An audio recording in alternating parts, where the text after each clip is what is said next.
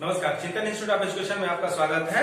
आज मैं आप लोगों के लिए जो शीर्षक लेकर के आया हूं वह आप देखेंगे यूजीसी नेट फर्स्ट पेपर से संबंधित है। आज का हमारा शीर्षक है क्लासिफिकेशन ऑफ मेमोरी। यह कंप्यूटर जो हमारी यूनिट है आईसीटी उसके अंतर्गत आता है।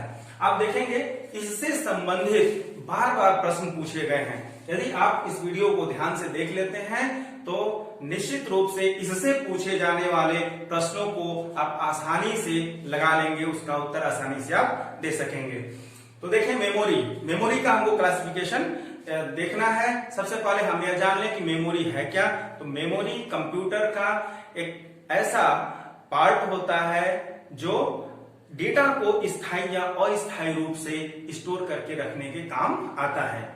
हम जो भी डेटा अपने कंप्यूटर में इनपुट करते हैं वह या तो स्थायी रूप से या अस्थायी रूप से हमें दिखाई पड़ता है, और फाइनली जब हम कोई प्रोसेस कंप्लीट कर लेते हैं तो उसे परमानेंटली स्टोर करके रखने की आवश्यकता होती है। ये जो भी कार्य है जो कंप्यूटर के द्वारा यह संपादित किया जाता है वह सब इसमें मेमोरी के अंतर्गत आता है।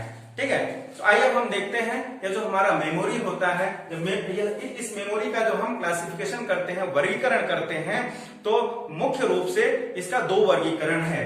पहला आप देखेंगे प्राइमरी मेमोरी, इसको हम प्राथमिक मेमोरी भी कहते हैं। प्राइमरी मेमोरी हिंदी में हम इसे प्राथमिक मेमोरी कहते हैं। ठीक है, और दूसरा जो है वह है सेकेंडरी द्वितीयक मेमोरी या सहायक मेमोरी भी हम इसको कहते हैं। सेकेंडरी मेमोरी को हम हिंदी में द्वितीयक मेमोरी भी कहते हैं। अब आइए देखें, जो प्राइमरी मेमोरी होती है इसको हम अन्य तीन भागों में बांटते हैं। पहला है हमारा नॉन वॉलेटाइल, इसको हम हिंदी में कहते हैं स्थायी मेमोरी। नॉन वॉलेटाइल स्थायी मेमोरी है। दूसरा कैचे आता है, कैचे, और फिर तीसरा है वॉलेटाइल या अस्थायी मेमोरी होता है, वॉलेटाइल अस्थायी। तो जो हमारी प्राइमरी मेमोरी है उसके अंदर इसको तीन वर्गों में बांटा गया है। पहला है नॉन वॉलेटाइल स्थायी मेमोरी, दूसरा कैचे और तीसरा वॉलेटाइल अस्थायी मेमोरी। अब देखिए जो हमारा नॉन वॉलेटाइल है, नॉन वॉलेटाइल को हम अन्य भागों में बांटते हैं, जिसमें आप देखेंगे सबसे पहला है रोम, ROM, रीड ओनली मेमोरी। इसका फुल फॉर्म है रीड ओनली मेमोरी।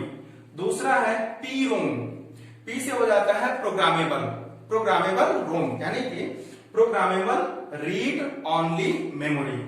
नेक्स्ट है EPROM, यह है हमारा erasable programmable read only memory.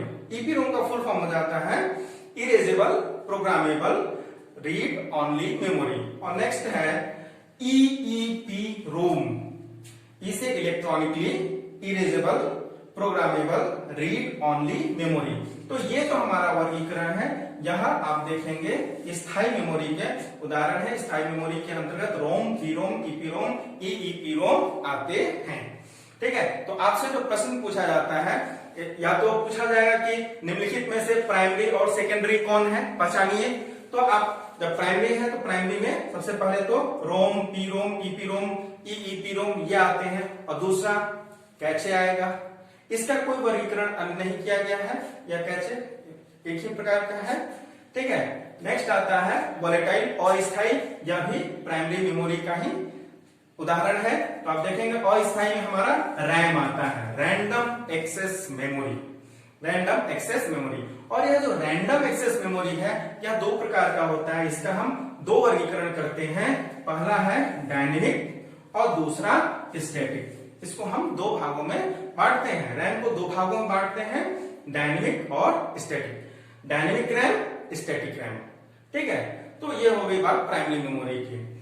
दूसरा हम देखते हैं सेकेंडरी मेमोरी। सेकेंडरी मेमोरी इसको हम सहायक मेमोरी भी कहते हैं, द्वितीयक मेमोरी, सहायक मेमोरी। इसका वर्गीकरण दो प्रकार से किया गया है। इसका दो वर्गीकरण किया गया है। पहला है सिक्वेंशियल एक्सेस, क्रमानुसार एक्सेस। ठीक है, क्रम से जब डेटा को एक के बाद एक क्रम से जाकर के हम जब लेते हैं कंप्यूटर में प्रोसेस करने के लिए, तो वह हमारा उस प्रकार का जो हमारा सेकेंडरी मेमोरी है वह सीक्वेंशियल एक्सेस है, और दूसरा डायरेक्ट एक्सेस है। ठीक है, तो ये दो वर्गीकरण है सेकेंडरी मेमोरी का, सीक्वेंशियल एक्सेस और दूसरा डायरेक्ट एक्सेस। सीक्वेंशियल एक्सेस के एग्जांपल में आप देख सकते हैं मैग्नेटिक टेप। ये बहुत पहले इस प्रकार के मेमोरी का प्रयोग किया जाता था, सेकेंडरी मेमोरी में मैग्नेटिक टेप का प्रयोग बहुत पहले किया जाता था।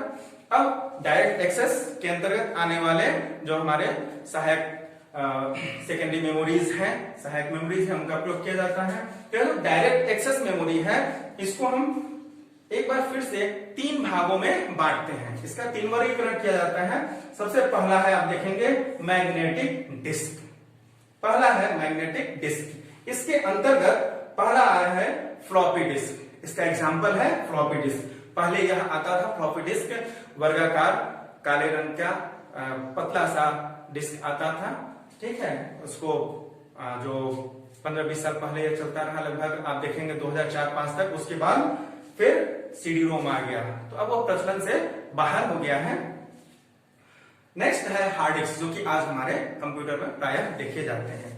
तो मैग्नेटिक डिस्क का जो एग्जांपल है उसमें पहला है फ्लॉपी डिस्क और दूसरा है हार्ड डिस्क। सारा जो भी हमारे ऑपरेटिंग सिस्टम वगैरह स्टोर होते हैं वह सब हार्ड डिस्क में ही जाकर के स्टोर होता है। हम अपने जो भी डेटा स्टोर करते हैं स्थायी रूप से कंप्यूटर में, वह हार्ड डिस्क में ही स्टोर होता है। नेक्स्ट आता है ऑप्टिकल डिस्क। ऑप्टिकल डिस्क, इसके अंतर्गत सीडी रोम, सीडीआर, सीडीआरडब्ल्यू, डीवीडीआर और डीवीडीआरडब्ल्यू, ये सब ऑप्टिकल डिस्क के अंतर्गत आते हैं। और लास्ट है इसका जो हमारा क्लासिफिकेशन है वह है इलेक्ट्रॉनिक डिवाइस। इलेक्ट्रॉनिक डिवाइस में पहला है पेन ड्राइव। पेन ड्राइव, इसे हम फ्लैश मेमोरी भी कहते हैं, पेन ड्राइव। दूसरा मेमोरी कार्ड, या जो हमारी मेमोरी चिप है जो आज हम अपने मोबाइल में भी यूज करते हैं वह। तो ये दोनों जो है वह इलेक्ट्रॉनिक डिवाइस के अंतर्गत आते हैं।